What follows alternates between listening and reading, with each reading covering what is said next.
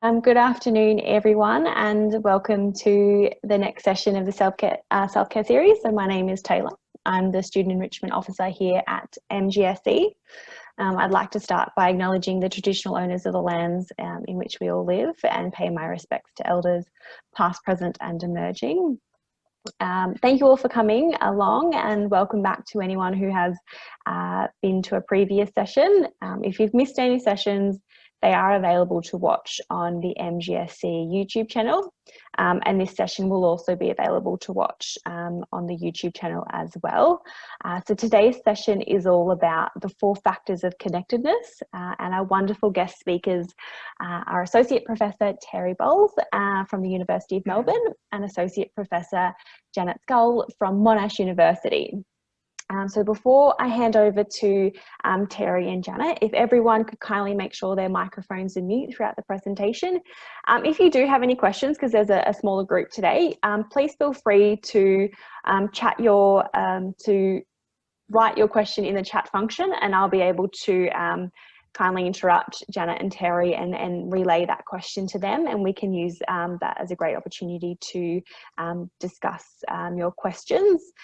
It is quite an informative and interactive session, so please, I encourage everyone to participate. So on that note, Terry, Janet, over to you. Thank you. Thanks very much, Taylor, and Thanks, welcome Taylor. everyone. We're very pleased to be able to present the information we've got for you today, and we're moving across a large area of our research that's at the beginning stages, and we've tried to make it relevant to tertiary students, as well as introducing some of the research we've done. So without focusing too much on introductions, we'll just move straight into the slides. We might have to start again, I think. Once again, the slide, Here we go. So moved. What we're going to do is describe the 4 factors and explain the origins of the model that we associate with connectedness and its importance. We'll talk about some of the research to date and the application of the model, and then its relevance to young adolescents and young adults. The research we'll be referring to is specifically associated with early childhood, but we've also done research on adolescence that we haven't included. That'll be available later. And at the end of the talk, we'll ask you to consider the 4 key factors that we're focusing on: attending, belonging, engaging, and flow experiences, and think about them in terms of the physicality, your behavioural responses associated with those, cognitive and emotional areas associated, and the level of intensity or attentiveness you bring to those things in the social context you have. Now, connectedness is really important. It's a protective factor. It's associated with the interventions that people would make for those with some well-being problems associated with a range of areas from social right through to mental illness. And despite the literature, there hasn't been a great deal that interrelates the things that we're talking about. So for instance, most of the research has been associated with belonging or particular parts of the model we're working on. Being connected is one of the greatest challenges of adolescence, and it is associated with self-consciousness, locus of control, and a range of other social and mental illness factors. It's foundational to nearly everything we do, and it's really very relevant for all ages, but specifically at those transition points or impact points. Transition points would be things like adolescence to adulthood, and impact points would be things like COVID-19. Okay, so there's a variety of definitions of connectedness, and often they are related to social cognitive theory, which Terry will talk about a little bit later.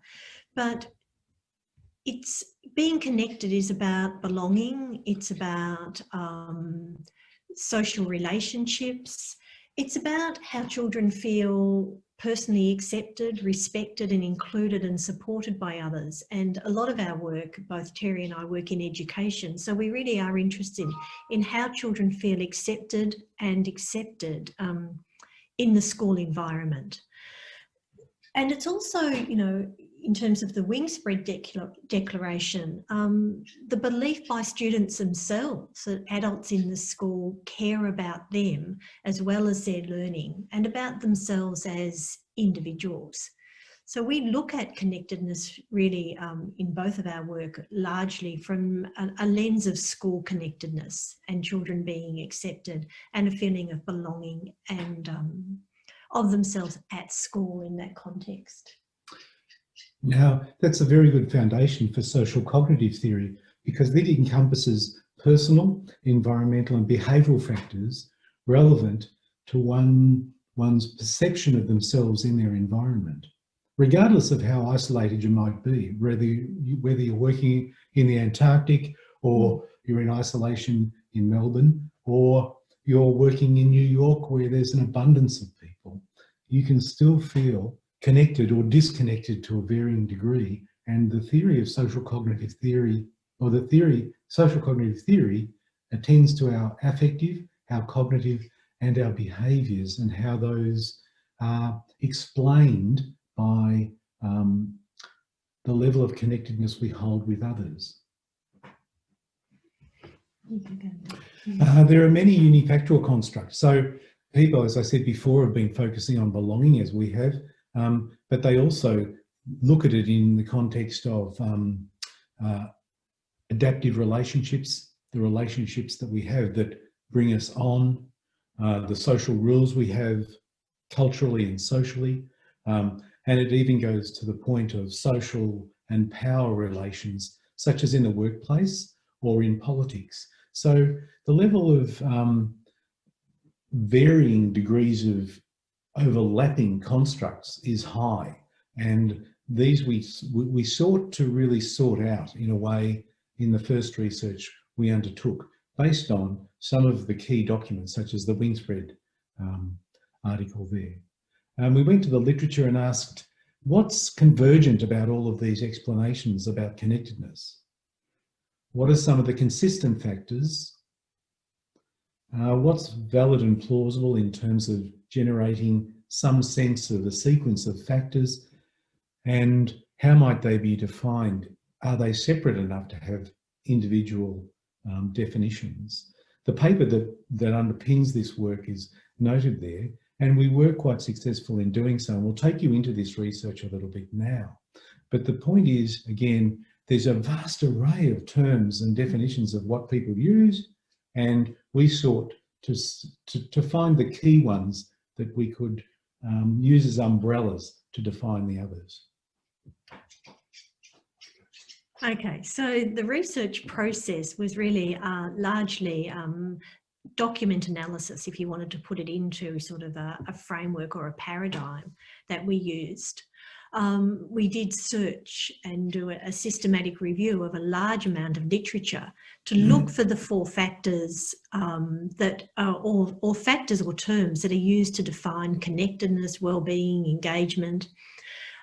We defined those terms, and I guess if I show you the next slide, the number of terms that are available, the defining terms and the authors. So you can see there's, you know, an extensive list here of research literature or empirical research that has actually looked into these aspects of connectedness. But as Terry had said, you know, there were a large number of terms that had been used, and all of them related to the search that we conducted to come up with, I guess, what we found in terms of our model of connectedness for factors. Whether they're sequential or not probably needs some further research, but at the moment, after the search of the literature, we were able to find factors that sort of rose to the surface through this both inductive and deductive analysis of the papers. And they tended to be, well, they were attending, belonging, engaging and flow. So Terry, do you want to talk about the relational and performative aspects of those 4 factors? This came to us later as we were working through them, because what we wound up doing was reading paper after paper, and indeed some papers use multiple definitions and terms, but others not so. I could give you, if you referred to that paper, the total number of papers that we summarised. But the relational aspects emerged from attending and belonging, and we'll define those in a little while. But they're to do with profoundly social elements of the model.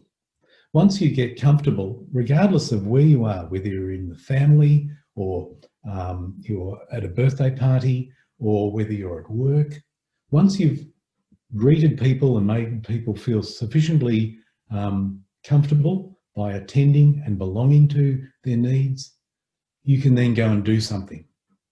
So in the school context, that's a very routine process, although that's been disrupted this year. But usually, if you watch preps from about the 4th or 5th week of school, they'll come in, they'll have a routine that they've been trained to achieve by the teacher, they'll greet people, they'll have a sense of I'm here, and they'll then be able to engage in work. And some of those work experiences will be really high impacting. They might be the first time they put a word on paper. They might be the first time they stand in front of a group of children and tell a story. And they might be memorable enough to last their whole life. And for those of you who are engaging in teacher training, it fits with the notion that the importance of the social and emotional aspects of children. You know, once they feel comfortable in the classroom, once they develop rapport with the teacher, then they're ready and able to learn. So the relational supports the performance in terms of children's learning. And that's exactly the same as what occurs normally in seminars and lectures in universities. The feeling that we have as we walk into a lecture theatre of 300 or 400 people for the very first time can be quite overwhelming, and that's to do with how we attend. Once we've built a few relationships in that circle, might only be 1 or 2 people of the 400 or 500 in the lecture theatre, we have a sense of belonging. And of course, the academic or academics responsible bring us to belonging as well and assist us in engaging and experiencing quality in that program or that seminar. So what we'll do now is just talk through, I guess, what we found around the 4 factors and how they can be defined. And then, of course, once they're defined, teachers, adults have a meta language for talking about connectedness, and that meta language allows us to articulate what we need to do in order for ourselves to feel connected, but also as teachers to support the children in our care to feel connected. So the first one is, the first one that we want to work through is attending. So Terry, do you want to talk about being present and attending? Well, being present and attending was a real shock factor, because nearly all of, or the majority of terms that described attending, especially physical attending, were to do with the negative. Absence and things like, what's the key word? I can't remember it here. But not being present, being a truant, that's the term, which is a horrible and old term, but it means I'm absent from where I should be. Now, we can be absent from where we should be psychologically, physically, or we can be present. We can be attentive. We can couple with others in a manner that means that I'm listening carefully and I'm really there. For students learning, that is critical at any level. In social relationships, there's probably nothing worse than going out with someone to dinner who's literally not there psychologically, or is actually preoccupied with other things, such as their phone, and they're not attending. I guess this links to some of the work that I've been doing in the Kimberley, and Terry's actually engaging in this work as well. But we work with a number of groups in the Kimberley through Wadi and the Goomba Foundation. And particularly in that context, you're probably aware around chronic absenteeism impacting on students and their long-term impact and long-term outcomes, rather, in terms of school achievement. And there have been a number of programs that have actually really achieved quite a lot of success, like the Kondoff Foundation, in terms of helping children attend school. You know, as simple as, you know, driving around each morning, and Terry was fortunate enough to actually participate in this process of driving around the community and assisting the children to actually attend school, so that there is a place for them and a safe place for them to learn. Now, belonging is the next factor. Once we're at school and once we're physically and psychologically and emotionally present, or we're in a social setting, in our family or with our friends, once we've attended to being there and we've got a timetable that says we know we'll be at a certain place at a certain time, we can satisfy the need to belong.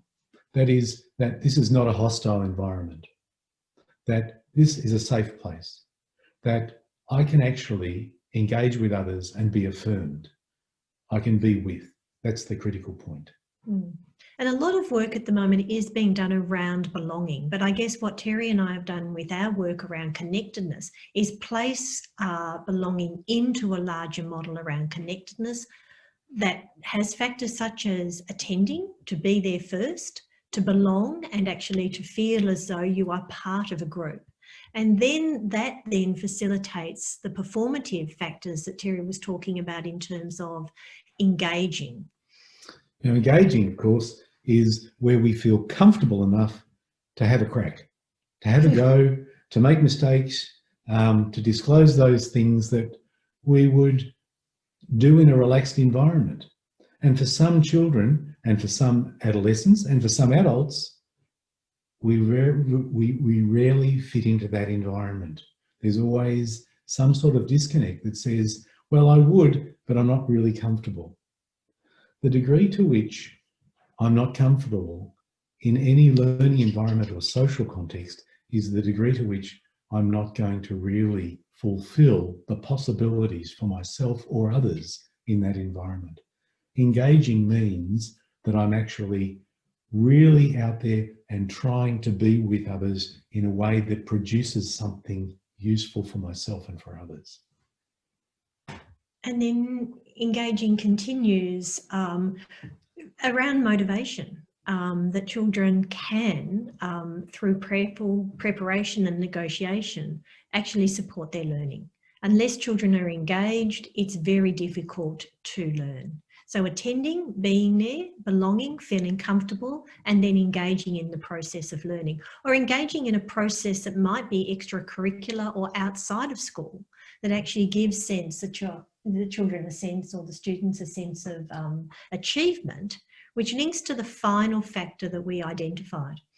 Well, this is the high five factor. You know, this is where something has happened that is going to certainly switch me onto something. It might be the insight that you had when you were talking to an uncle or an aunt or a friend that meant that your career ideas and the beginnings of the idea that I'm going to be something, I'm going to be a teacher or I'm going to be a nurse, began.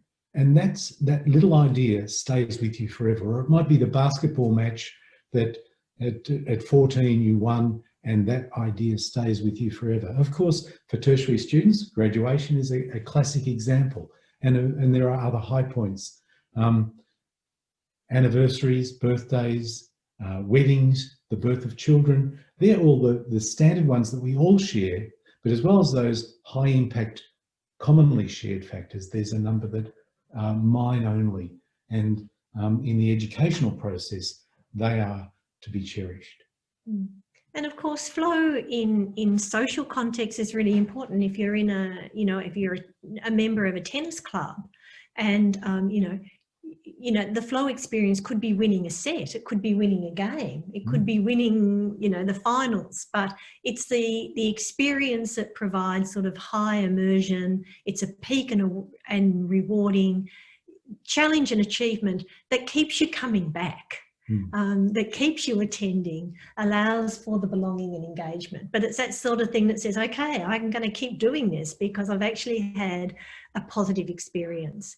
Now, we've talked about this in terms of school contexts, but this notion of connectedness, particularly in the point or the time of COVID-19, is really important as well. How do we continue to attend, belong, engage, and ultimately, occasionally, experience a flow experience that helps us continue to participate in a whole range of activities at this time? So these are the 4 factors that are either helping children and adults to connect or disconnect at this particular time. And therefore it's interesting in terms of an analytical perspective that we might consider. I think I've jumped ahead a little bit here, but breadth, contrast and repetition and the different factors here that we've discussed.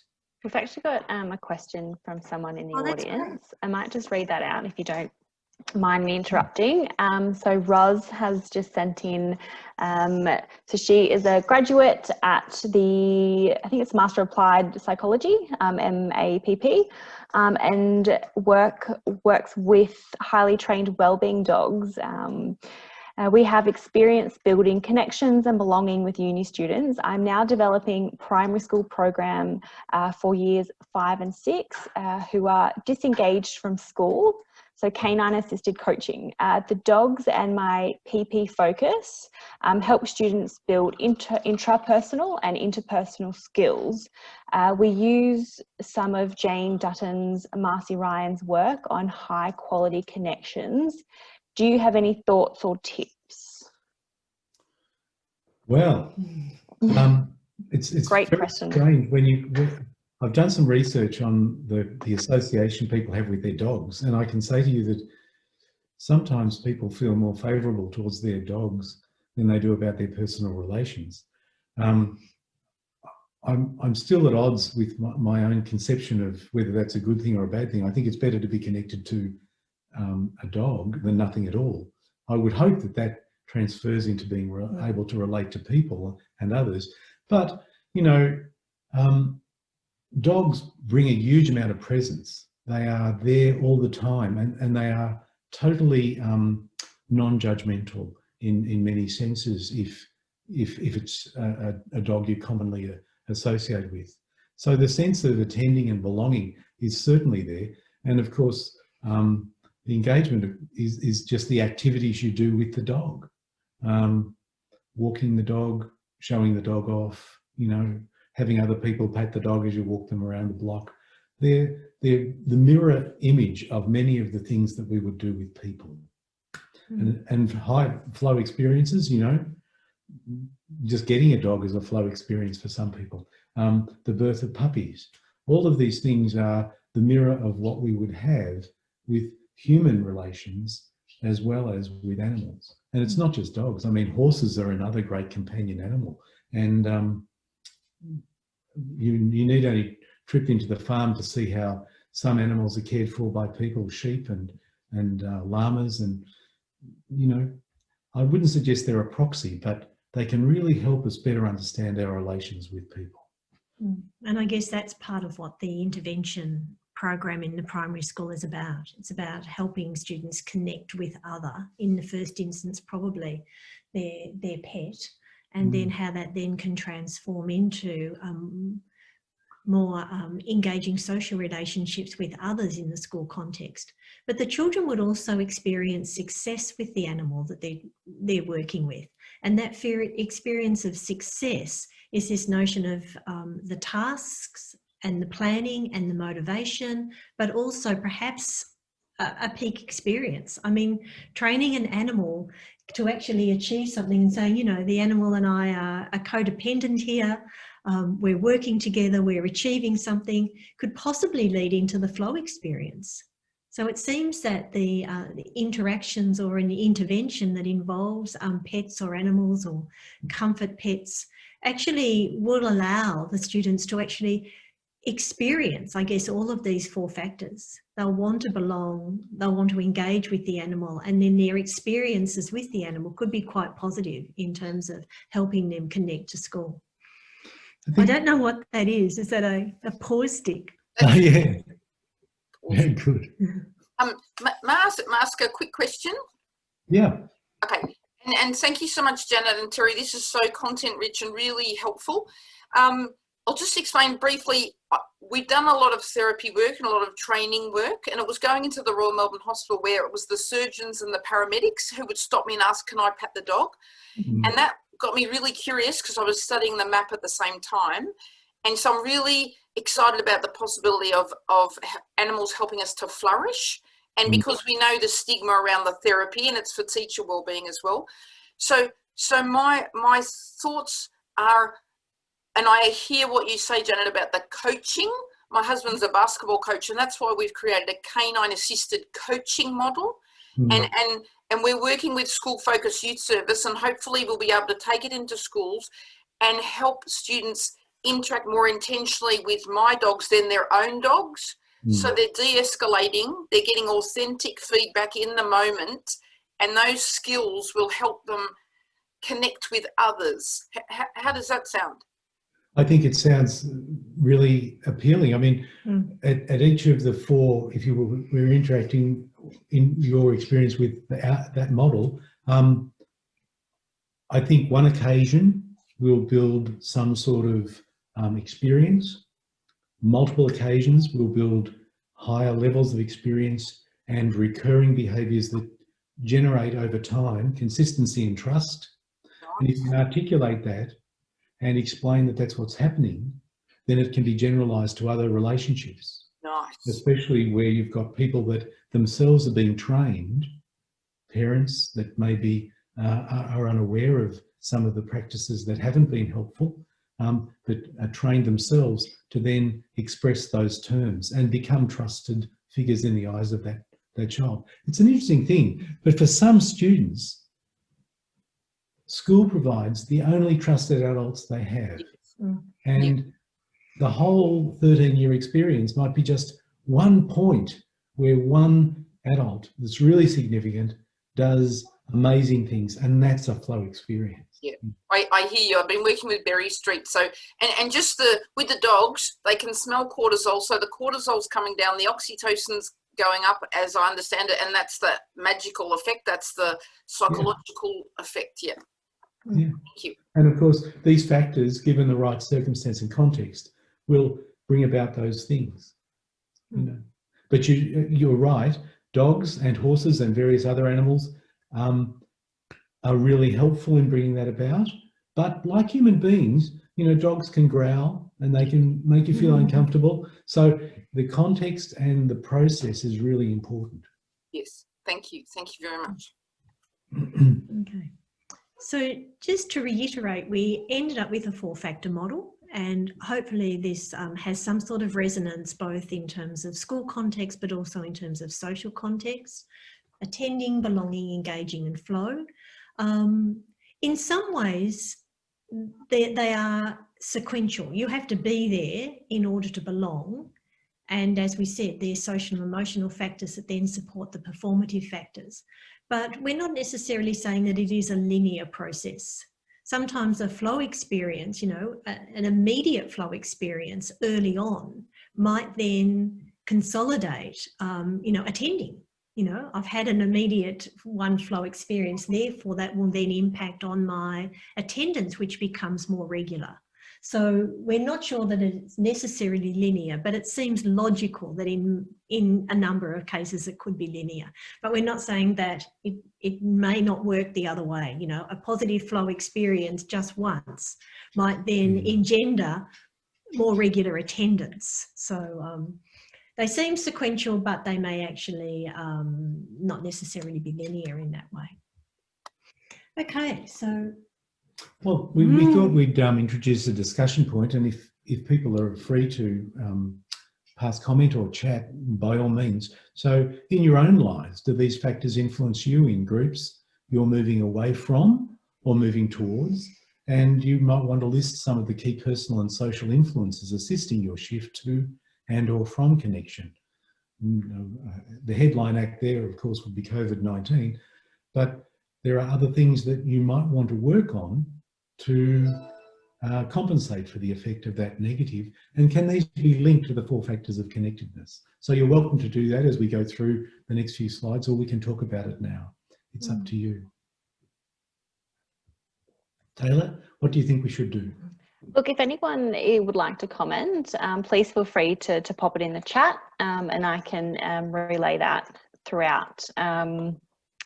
And yeah, have a think about the question, and if you just pop it in the chat, and I'll pause when we get a few comments, and we can discuss that.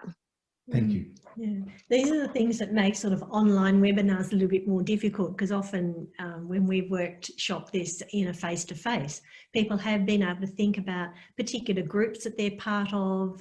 You know, either we work with older teachers, you know, they might be thinking about joining Rotary or not joining Rotary, and why they might join particular groups. Etc. And even in terms of sporting groups as well, in terms of the groups that they are moving towards and groups that they're moving away from, and is it something to do with the belonging, engagement or flow experiences that are impacting their choices? Yeah, so Marcia has just commented, and Marcia says, I think working remotely are all key. There are challenges for work teams to stay connected when working remotely for so long. We miss out on those day-to-day micro chats. Exactly. Yeah. At the beginning of the presentation, Terry talked about the fact that there are a number of, or not, particular interventions around connectedness, and I think the issue around the you know, the pet animals is a really nice intervention that can support connectedness. But sometimes we want to think about the coincidental experiences we're providing for children at school, and I've been involved with reading recovery. I don't know whether people are aware of the reading recovery program. That's an early intervention program for children in the 2nd year of school who may have struggled with reading and writing in their 1st year of school. And we wanted to actually test out, and I'm only going to spend a few minutes showing you some of the data from this research project. But really, is it, you know, schools are short on resources, funding is limited. If we can think about a high impact experience for children that not only support their literacy, but what we're saying, you know, is literacy related to improving school connectedness in the early years of schooling. So we conducted the surveys with number of teachers. They all completed, parents, teachers and the children's responses were mapped to these 4 aspects of connectedness at 2 points in time. And was their participation in the early literacy intervention and their engagement with the teachers at this point actually also reconnecting them, even at this very young age, with school? And what we found out through the surveys that we asked with the teachers and with the children, that there was a positive impact, and you can see there really significant impact in terms of the children attending from the teacher's perspective.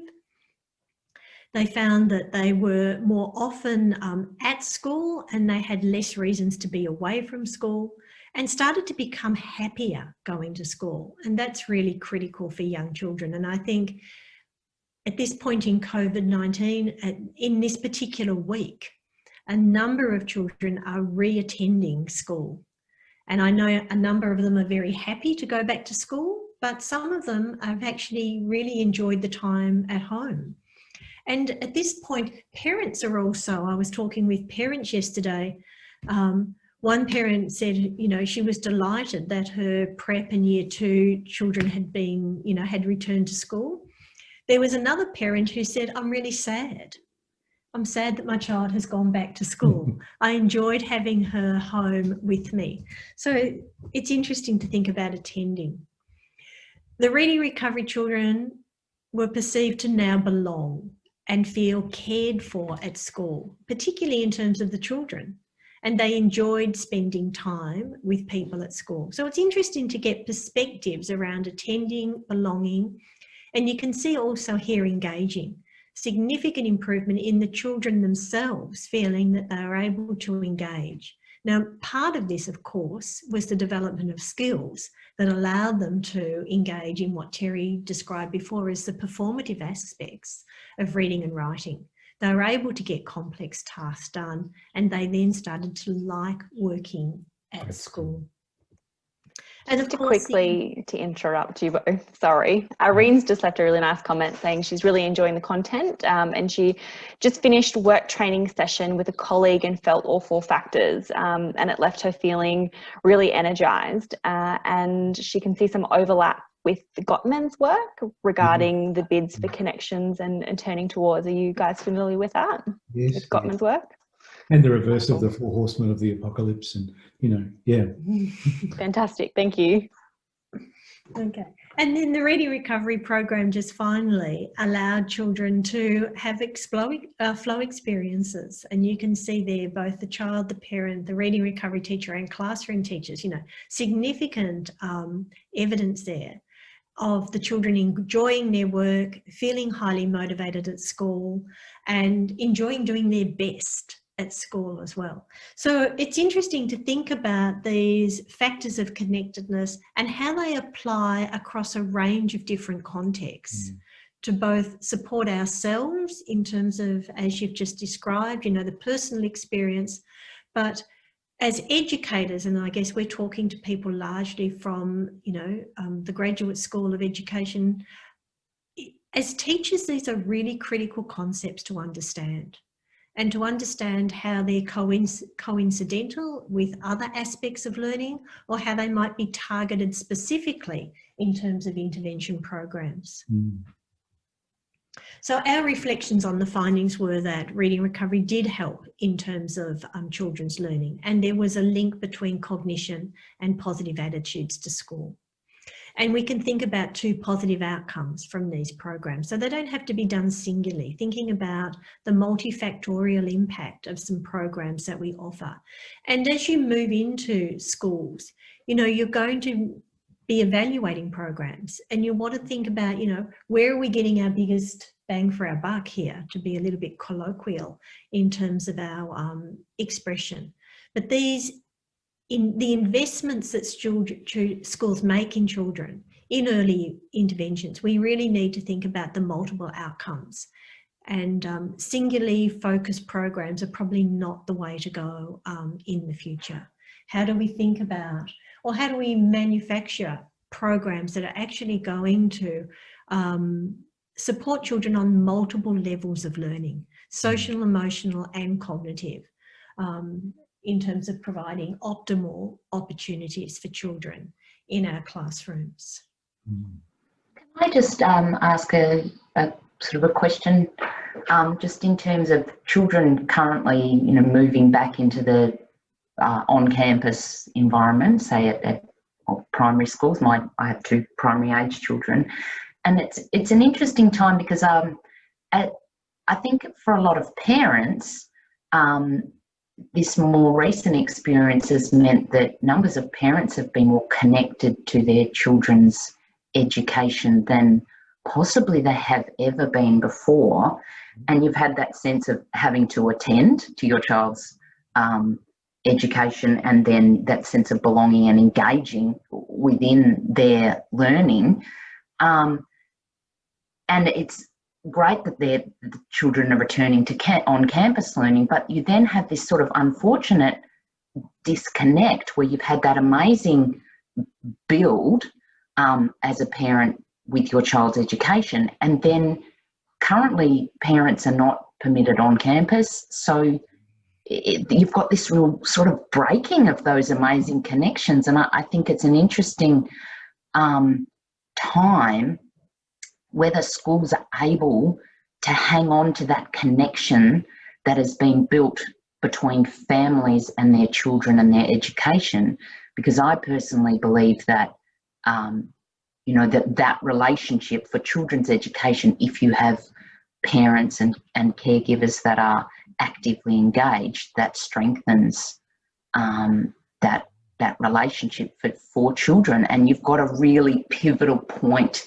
in time here and an opportunity, but you know, is there enough time in terms of everything else that the school's dealing with to actually hang on to that? I think you've hit upon something really important. And I'll make two quick points. I don't think, without a lot of reflection and thought, schools will come naturally to appreciate just how effective parents have been and how that can be leveraged in future to complement what's going on in school. Ideally, it happens all the time. I think people in their busy lives and teachers in the busy management of curriculum often don't attend to the potential of really folding relationships over curriculum and integrating different networks of people. The second thing I'd say is we do these things naturally as well. When you go on family holidays and all of a sudden you're with 30 people in a big family tent down at, I don't know, Blackgowrie or wherever you go, you have an extraordinary experience. And that will break down over time because you all have to go back to your normal lives. But there will be something that will be residual. There'll be networks of relationships. There'll be people you'll become aware of that you weren't aware of that you will stay in touch with. And I think with a little bit of energy, teachers will be open to the prospect of families give something and continue to do so to the education of their children. But it will take effort and time and probably reminders from parents that they are the primary educators and have a lot to offer. I think the homeschool connection work is really, I think it's strongest in the early years of schooling, in the preschool. If you look through the research data, you know, there's lots of work done around homeschool connections. I think the COVID experience has actually magnified this for us, and I think schools really should now think about more consciously, you know, not only in, you know, the prep or the foundation classrooms where parents are often engaged in children's learning, how this might continue beyond and into the latter years of primary school and also secondary school, because it's actually, we now have evidence of parents' engagement in children's learning beyond that first 1 or 2 years of schooling. So I think there is a lot to be learnt from what's happening, and hopefully schools will continue to capitalise on the extraordinary efforts of parents over the past few months in terms of their engagement with children's learning. And also it's actually going to change some of the power relationships, I think, because you know, when you now go to your parent-teacher interview, you're going to perhaps know more about the child's learning than the teacher does. So it's going to be an interesting conversation about how that information is shared around children. We all often, I think, you know, the invisible backpacks is some work that was done by Pat Thompson a few years ago in terms of what children bring to school. Also now what they're taking home from school into the home, and those connections I think are going to be extraordinarily strong. Unfortunately, I think there's a real risk of losing that opportunity though, because parents are physically not able to go onto campus you know, that. So I think it may depend on individual schools, I think, but I think there's such an opportunity there, but that if it's not grasped within the next few months, it may be lost. But I also think that there's probably something in trying to develop ways, despite the fact that you can't have physical contact, but even more frequent meetings with parent groups to assist that interchange. That could be one of the ways of doing it. Now, I'm mindful we're running out of time, so we'll have to go through the next set of slides fairly quickly. This is a quadrant that we use to help us understand with people in groups what might assist people to attend, to belong, to engage, and to flow. It's helpful because it takes the information out of oneself and means that you're writing something down. You might want to do that with someone you know about yourself or about them. That could be helpful. We also are aware that, as has been hinted at along the way, a lot of what we're talking about is associated with a lot of other really constructive models and explanations of how we go about what we're doing. So this is Maslow's needs hierarchy, and it's described in that reference. But in reading that, we could see quite strong parallels between attending, belonging, engaging in flow and the process of meeting our physiological, safety, loving and belonging needs, our esteem needs, and our self-actualizing needs. We have, in the end, decided that there's a good fit between what we've discussed and where we've come from in the 4 factors. The literature affirms what we're doing. Our current intervention processes affirm what we're doing.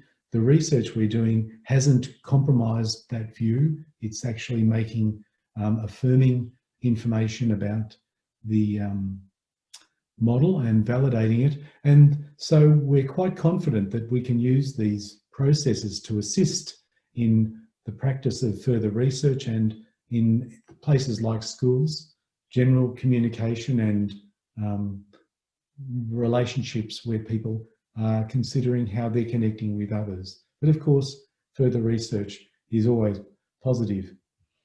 Now, okay, well, this was the previous model. So we've got, well, this is the model, and we've got the 4 factors down the left-hand column, and we've got a brief definition in the next column, a more developed definition accompanying each of those aspects, 3 or 4 aspects for each, and then a questionnaire. So if you wanted to, you could ask yourself, am I too detached?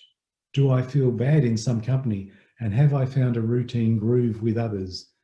These are just a series of small questions that might help you prompt where you are meeting your own needs in terms of your attending, your belonging, your engagement and your flow. And of course, if you find that you're saying no to a lot of the questions, it would be well worth talking to somebody else about these. And we're very fortunate in universities that Monash and Melbourne and many of the other universities have great student services that can assist people that are not feeling at one with themselves or their companions. So, thank you. And just to recall that when we worked through this at the very beginning, before we worked through it, we asked you to consider how you were working on attending, belonging, engaging in flow, and whether you would pass comment on the possibility of physical commitment to attend, behavioural, cognitive and emotional aspects of engagement. We're more than happy, and we would be really interested in your comments on those. Thank you so much, Janet and Terry. It's been an incredible session so far. If anyone does have any comments, please feel free to unmute yourself and discuss and share. Just a couple of comments just on a side note that came through. Marcia made the comment about how connection and connection factors, high quality connection skills are not just sort of for children.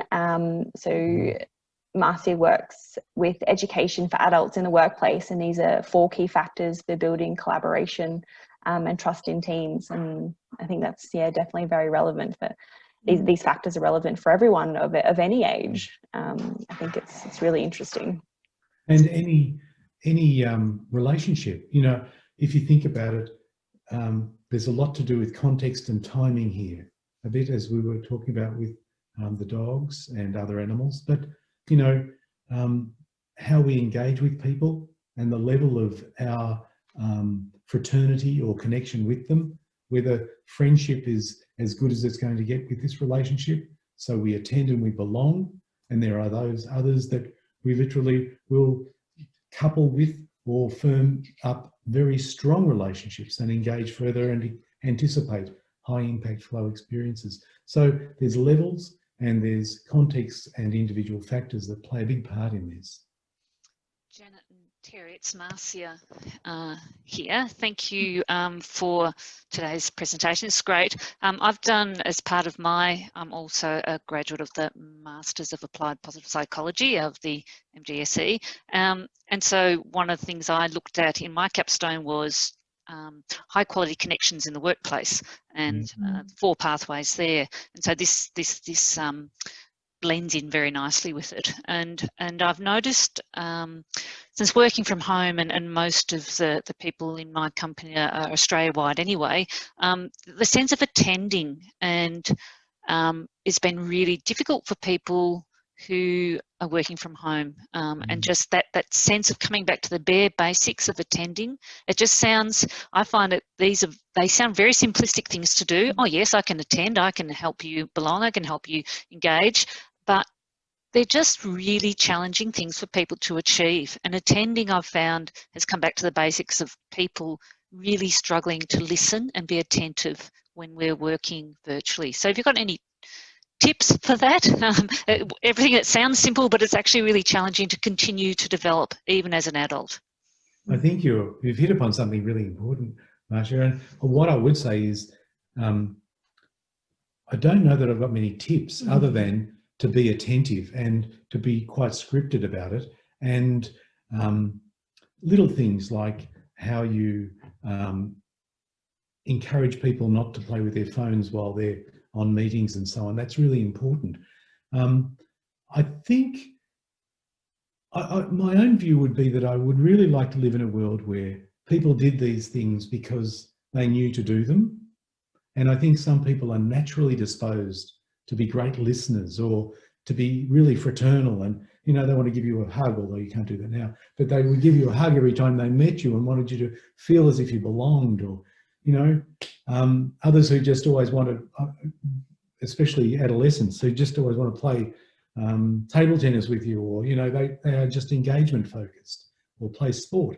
So some people have a natural disposition for elements of it, or the whole view of connectedness, and others really have to work hard. And sometimes we have to work on working hard and being strategic to make it easy for us to move around others. And the attending aspect to meetings is really, it really is quite interesting, because sometimes people can turn up but not attend. And I guess that might happen a bit in terms of, the distractions that in the home environment during COVID-19. It was interesting, I've been working with one of the Catholic dioceses just this week, and they were talking about a meeting that they were going to be having tomorrow. And they start each meeting around establishing the protocols for the meeting. So that we are going to, this is how the meeting's going to operate. These are the protocols in which we will be using today to guide our discussions. And I think sometimes it might not be a tip, Marcia, but just starting the meeting with establishing some of the ground rules for attending today. So we will turn off our phones. We will allow each person to speak uninterrupted for 2 minutes prior to then passing comment on their views or what they're sharing today.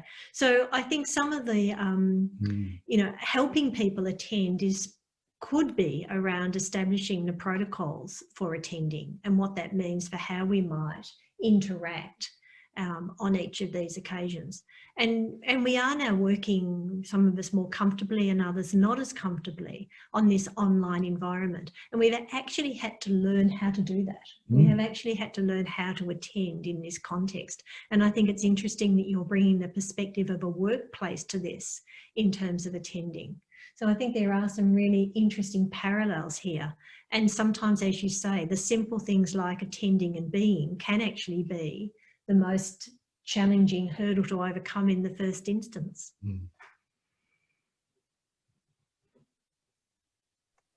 Thank you so much, guys. Really appreciate that. Does anyone else have any other questions before we wrap up? We're getting close to the hour mark, so we might have to finish up shortly.